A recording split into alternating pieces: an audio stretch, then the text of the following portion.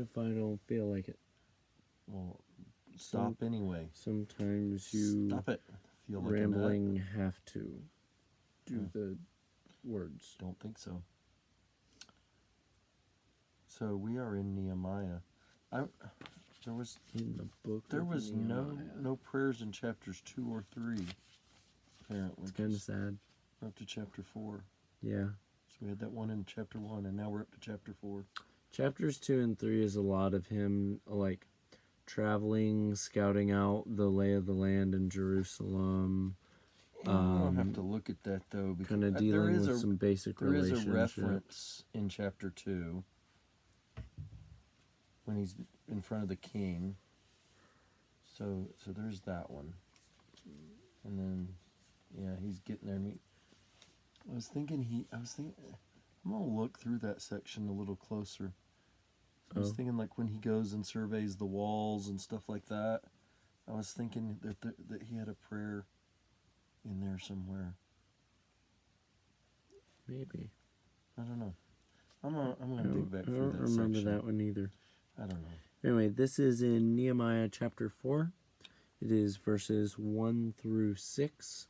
Nice hair you got there, Alfalfa. Yes, thank you. Just see if it'll stand up 3 feet tall. Hey, you look like that kid from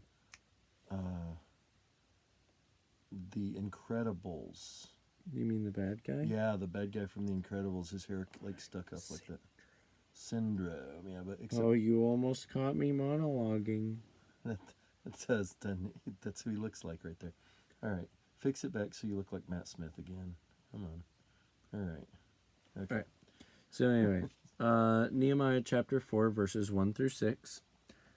Now not the whole thing's the prayer, obviously. The whole thing's not the prayer. The prayer doesn't actually start till the prayer starts in like verse 4. The other's just like background stuff. Yeah. Not so good old Sanballat. Mm-hmm. He gets involved. Now, when, which those two words are very interesting words when used together. When? Now when? When now? Yes. When? Now. Now when? Now when? Now. There's so many different combinations. How now? Of meanings. How now? Why now? Why not now? Why not tonight? Because it's way past your bedtime. That's why not tonight. Now, when Sanballat heard that we were building the wall, he was angry and greatly enraged. Bet you didn't know those were two different things. And he jeered at the Jews. Nice alliteration there. Yeah, that's an interesting one. He jeered at the Jews. He's not a very happy fellow, just generally. Fact of the matter is, I think he was probably a little bit on the scared side and also a little bit jealous. Humans have a tendency to kind of stay on the scared, jealous side. And that tends to cause anger and outrage and enragedness. Greatly enraged. Was that in English? Yeah, that was Yawnish. Yawnish. That's what I thought it was, because I didn't recognize it as English. And Sanballat said in the presence of his brothers and of the army of Samaria, "What are these feeble Jews doing? Will they restore it for themselves? Will they sacrifice? Will they finish up in a day? Will they revive the stones out of the heaps of rubbish and burned ones at that?" Burned stones. Wouldn't they still be okay? Well, it depends. If they were when they were in Egypt and they had to make the bricks with the straw and so if you burned it, it could burn the straw part and make them really crumbly or something brittle. Yeah, they wouldn't hold together. So I don't know. Doesn't make sense. It's interesting. I saw. So this is why you always make your bricks out of solid stone, kids. It's hard to not stone kids. Do not use children of any kind to make bricks. houses. Stoned ones or other kinds of kids. Exactly. I see. That's why I didn't even try to specialize. I was just like, no kid should be bricks. Don't turn kids into bricks. Well, you're just another brick in the wall. That's not talking about the kids. No, teacher, leave those kids alone. Exactly. Yeah. Okay. So, yeah, but they had, the walls had been broken down. And so they're digging through the heaps of rubble. And it's trying to find bricks, trying to find rocks, trying to find stones that are big enough and still enough in one piece to rebuild a wall out of. And it's kind of funny because, like, that was the whole reason Nehemiah went back to Jerusalem, basically. Yeah, to build was he brought a group of people back to rebuild the walls and gates of Jerusalem. Yeah. And so his whole purpose for being there, he gets up and I think it's the chapter before, he gets up and looks at the wall like in the middle of the night. And he like weeps about it because it looks so bad. In the middle of the night. Yeah, it's terrible. And it's so odd to me that he doesn't want everybody to see what he's doing. It's like, but at the same time, like, that's what you were. He was commanded by the king. Yeah, to come do that. You can go do that. Yeah. But yet Crazy he does stuff. it in the middle of the night like it's a secret. That one's always thrown me for a little bit of a loop. Well, he didn't want the TV cameras there. Yes. Bad press, Yes. because Media. yeah. Look, you've been here a day already and you hadn't done anything to fix these walls. What's wrong with you? You're a very bad governor kind of person. Anyway. But, I saw something recently. What are the two old dudes called on the Muppets? I have no idea. I mean, I'm sure somebody knows, but it's not me. The old two, the movie hecklers hecklers. I can't remember their names. Anyway, so I saw something recently about they think they may have even discovered some of where Nehemiah had rebuilt the walls around Jerusalem. That, all around the hillside and stuff. And like as they dug down, the archaeologists dug down and they found some that was like pieced together from, it wasn't like cut and laid like professionals would have done it. Yeah. It was more cobbled together, like if you were digging through the rubble, finding stones and trying to get them to go back together and using some mortar and stuff between them and stuff like that. And they think it may have been from Nehemiah's time. Just an interesting. I mean, we don't know for sure, but it was just interesting that they thought that. Anyway, so Sanballat's not by himself. He's got another buddy. Tobiah the Ammonite was beside him, and he said, Were the Ammonites even supposed to exist anymore by this point? I don't know if the Ammonites were ones they were supposed to have wiped out or not. Maybe they weren't supposed to wipe them out yet. Is there something wrong? You got a twitch in your lip? Yes, what they are building. If a fox goes up on it, he will break down their stone wall.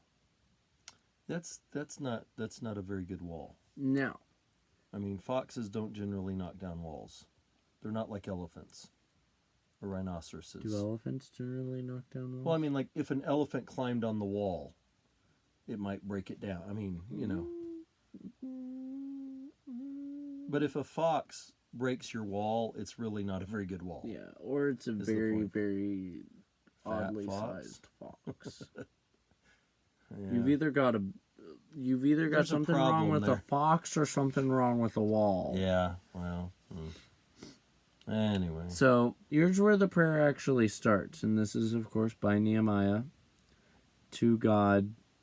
I don't know why I felt that need to be specified, but it did. Who else would he be praying to? The king. He should probably not pray to the king. Daniel kind of taught us that before they came back out of captivity. Yes. That, when the king says you can only pray to me, you Hey, should still some not do it. lessons need to be repeated multiple times. It's good. It's Amen. good to know. Yeah. Hear, O our God, for we are despised. Turn back their taunt on their own heads, and give them up to be plundered in a land where they are captives. Do not cover their guilt, and let not their sin be blotted out from your sight, for they have provoked you to anger in the presence of the builders. So we built the wall, and all the wall was joined together to half its height, for the people had a mind to work. And that last section, of course, was not part of the prayer. Yeah, when he says we built the wall. That's this is a very special kind of prayer here. This is not your typical just asking God for help kind of prayer. I mean, this is turn their taunts around on them, make them, we've been servants in a foreign land, we've been captives and all this, and now, make them suffer what we've had to suffer. They're despising us. And I love how he says, and they're making you mad, God. They're getting you angry. It's like, well, I mean, okay, maybe, but it sounds kind of like more they were getting Nehemiah angry more than God. But yeah, he just, this type of prayer is, again, and we've talked about this a couple of other times. This is a very aggressive type of prayer. Yeah. We call this, well, I say we. I didn't come up with it, but scholars, Bible scholars, call these kinds of prayers all of imprecatory. Them, because they all agree. Well, no, I mean, it's the name they've given them, imprecatory. I don't even know what the word imprecatory means. How imprecatoriable? It's something different than impeccable. I know that. But imprecatory. But basically, it just means you're calling down curses from God on people. Yeah. Basically. And it's kind of funny. Usually, I may be wrong when I say this, but I feel like usually nowadays, if we do a prayer similar to this, that is like, God, a bad thing happened, I need you to punish them, make bad things happen, make them suffer. I feel like nowadays we're generally not in the right for doing that. Whereas in the Bible, you can see several prayers of people being like, God, they did a bad thing, do bad things to them. I'm not saying that kind of prayer can't happen nowadays, shouldn't happen nowadays in some situations. I mean, look in the New Testament where I think it's Paul talks about how he has asked God to deliver someone's soul to Satan for a time. Like, you want to talking about an aggressive prayer? Yeah. That's an aggressive prayer. Yeah. Like, well, I mean, it's odd because, and in the New Testament, when it comes to something like church discipline, kind of the idea of the church discipline is, to deliver that person, to discipline the church. Yeah, but a person who's out of order, that's acting in ways that they shouldn't be and won't repent. A person to get God to discipline them himself, to actually cause pain and sorrow and punishment to come into their life, so that they'll recognize the need to come back and do what's right. Which seems, again, in my opinion, especially harsh for people nowadays. Yeah, well, I mean, people have a hard time getting that one. A lot of people nowadays just think everything's harsh. I mean, you're harsh. See, that's what I'm talking about. Those are some harsh words. Everybody gets offended at everything. They turn into fences. Their feelings hurt over everything, and they think the world should be like, treat them with kid gloves, as the saying goes, which I've never really understood that. I guess kid gloves are supposed to be really soft or something. It's Yeah, kind of it's weird. because they would use the hide of a It's baby not very goat. fair for the baby goat, is it? No one ever said it was. But everybody wants to be catered to. Everybody wants everything to go their way. Everybody wants to be treated like they're the center of the universe. And Plot twist, you are the center of the universe. the center or center? Center. Center. You are a center in the universe. Yep. I don't know if you're the center of the universe, but I think we kind of all fit in that category. Exactly, that's my point. But it's just fascinating to me that we've fallen so far and think even to ask God to mete out justice. I mean, the whole thing about God getting to have vengeance and not us, well then let him have his to vengeance. take the vengeance Ask him on to the do people. what he's Be like, supposed to do. hey, He's the God, judge. I know that this is outside my jurisdiction, so if you could, please do a bad thing to these people. Like, a bad thing happened, they weren't supposed to do that, so do a thing. I think part of it really is the fact that in the New Testament, we're supposed to win our enemies over and convert them to Christ. By love and magic. Magic. The magic of friendship. Let's not go down that road again. We've been down that road before. We walked that lonely road. You know, friendship really shouldn't be a lonely road. I wasn't talking about the friendship. Oh, you were talking about the magic of friendship. And Making a walking down Green Day reference. Well, that's a whole different.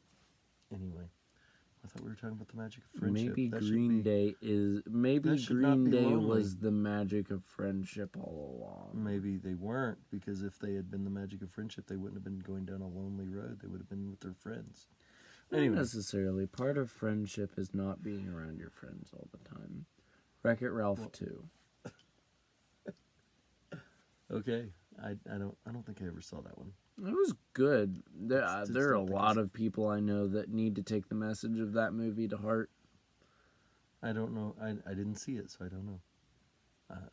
I mean, okay, go watch Wreck-It Ralph 2 and take the message to heart. There you I go. don't know what the message is.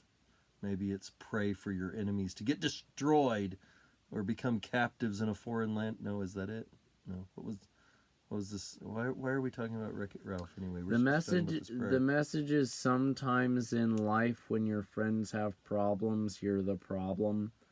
And the secondary message is sometimes when your friends are trying to go, you need to let them go. Oh. Because the thing was like best friends, and they didn't want the best friends to be so like split clingy. up. They were like Yeah. super clingy. Yeah. And sometimes That's okay. Sometimes you need that. Sometimes you need Sometimes you need clinged space, to and you need to have the clingy people just stop. space. The final frontier. Or These the Fennel are frontier. the voyages of the USS Apple Pies. It was the Fennel frontier, wasn't it? Yeah, Fennel. Fennel frontier. Yep. All right. But yeah, But in this only on the case, VeggieTales version. Nehemiah's problem was not his friends. It was these two guys, Sanballat It was and Tobiah. his not friends. Tobiah maybe. is also sometimes called Tobias with an S. I don't know what just He an turned alternate into a spelling. hawk. Different book Don't series. think Don't worry he about did. it. That Well, was that he wasn't, actually got stuck as a hawk. That No, was the whole that's- point. Was no. it a peregrine falcon? May have been a peregrine falcon. That's actually. we're talking about in the Bible. That's not the Different same book. Tobias. I am pretty sure it was yes, because Unless when you're time travel and alternate universes are the possible. one you're talking about is not a real person. This was a real person, a historical figure.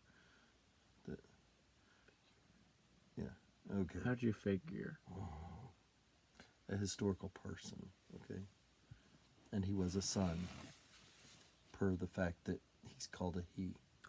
So, one thing that I do think, in all seriousness, is pretty interesting about this prayer. Nehemiah doesn't really try and come up with some grand, terrible punishment for God to dish out on these people for what they've talked about and what they've done. He's just like, God, what they're saying is going to happen to us, just let it happen to them. Yeah. And I that's feel actually kind of a biblical concept from it is. like the law of Moses. Like if a false witness Mm-hmm. was bearing witness against somebody, then what the Bible says is whatever they were trying to have inflicted upon their victim that they were lying about, then that's what the judge is supposed to do to them. So if like they're, you get your hand cut off for stealing. If they were trying to say you stole something so you'd get your hand cut off, then they should get their hand cut off. Yeah. Kind of thing. Yeah. But it's also one of those things where a lot of times, like, you can tell he's angry about this. No, he's not angry. He's just telling God that he's God's telling angry God about that it. God's angry. He's not angry.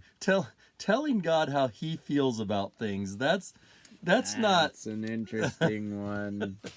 I honestly Never never been that noticed bold in him. prayer. I haven't noticed him that he did that before. That's That was interesting one. definitely. I mean, that's a whole nother level of bold when you start telling God, "Hey, here's how you feel about this."